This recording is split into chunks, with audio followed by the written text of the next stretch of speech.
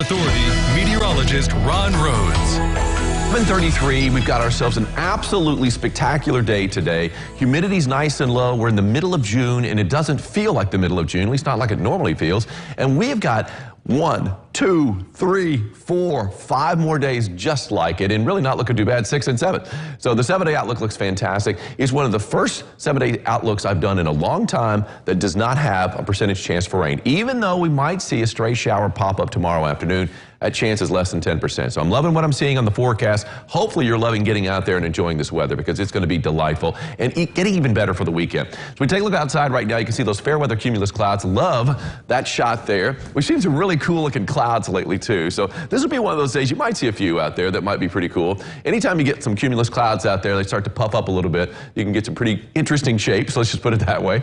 That's our Heads Construction camera out back. And again, the fellows are working on the tower out there. So you might see some ropes or pulleys or something like that hanging down there at times. Hey, now we got a boat out there on the water. Good to see that. The river's now finally down after being up so much of spring. And now it's down to the level where a lot of those boats can get out there, not just barges. Right now it's 77 degrees and the dew point is nice and low, exactly where we want it to be.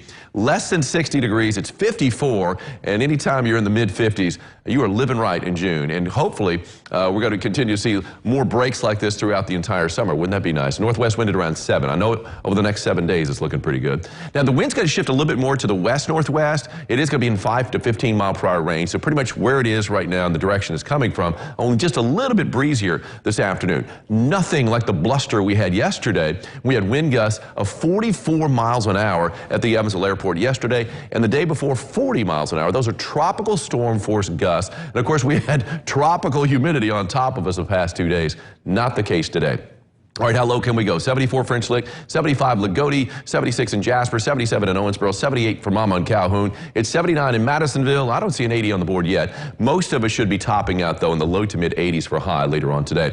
This is what I love the most, this dew point map. And again, anytime it's under 60, you're doing all right. Anytime it's under 65, it's still comfortable enough. And it's comfortable enough in Tell City at 63. But just down the road in Owensboro, 55 the dew point, 55 in Henderson, 52 in Carmi, 51 the dew point in Fairfield. So extremely dry air. And that's another reason why I don't think this front that moves in tomorrow is going to be drumming up much of any rain, if any rain, because we're going to be seeing just some dry air, just not much moisture to work with. Winds have picked up a little bit in Jasper, 13 miles an hour, 10 miles an hour Santa Claus, 10 in Henderson, and 14 in Vincennes. So kicking in there a little bit in some areas. Live first warning Doppler's quiet. Get used to that. That's going to be happening a lot. Now we do see a few clouds that have cropped up in the Appalachians, and as we work our way to the east, that's where the severe weather threat is. It's along the East Coast. They've got an isolated severe threat. But apart from that, look how dry the midsection of the country is. High pressure centered over Oklahoma, spreading out, and it's going to be impacting us for the next couple of days. Then we have a cool front tomorrow late in the day that is going to be moving down and pushing through the tri-state, and again, reinforcing the cooler, less humid air. Anytime you get some Canadian air in summer, you know you're doing okay. And we've got that tomorrow. Now, when it does move in, again, it's going to draw up a few clouds, but at the same time, I'm not expecting much of any rain. Here's what it looks like on Future Tracker. It's a blank map over the next couple of days for the most part. Now, we could see a few showers actually just to our west as clouds pop up. If you're traveling to St. Louis, you might see that early tomorrow morning. And those clouds kind of traipse on through the tri-state. Could make for a really good looking sunrise. That would be nice. And then tomorrow afternoon, looks like mid to late afternoon, that's when we have the cooler Canadian air start to work its way in. Another front. And it is, our Future Tracker continues to show spotty showers out there amounting to very little. And I think most of us don't see a drop of rain out there, although some of you might be able to use a drop of rain. We're running a deficit now of about a ½ an inch for the month of June. Well, the forecast for today, low to mid 80s for a high. Plenty of sunshine out there, not plenty of humidity, and the wind from the west-northwest at 5 to 15 miles an hour. Over the next 7 days, temperatures are going to be looking pretty good, but looking better.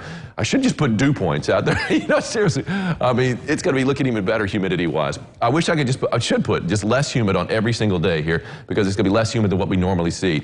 85 degrees tomorrow. That's as warm as we get for the rest of the week. Then we have that Canadian front that's going to push in and knock down that temperature a little bit and knock down the humidity even more. And morning lows Sunday and Monday are going to be in the mid to upper 50s, like what I'm seeing there. We do warm back up to 85. That's our average high, Angie, for this time of the year. But look at that long run there. I mean, yeah, that's amazing. And without percentage chances for rain. I mean, it's all less than 10%. Love the shot here from Kurt Davis last night. Hicks Sunset, kind of a moody looking sky. But check out the two dogs.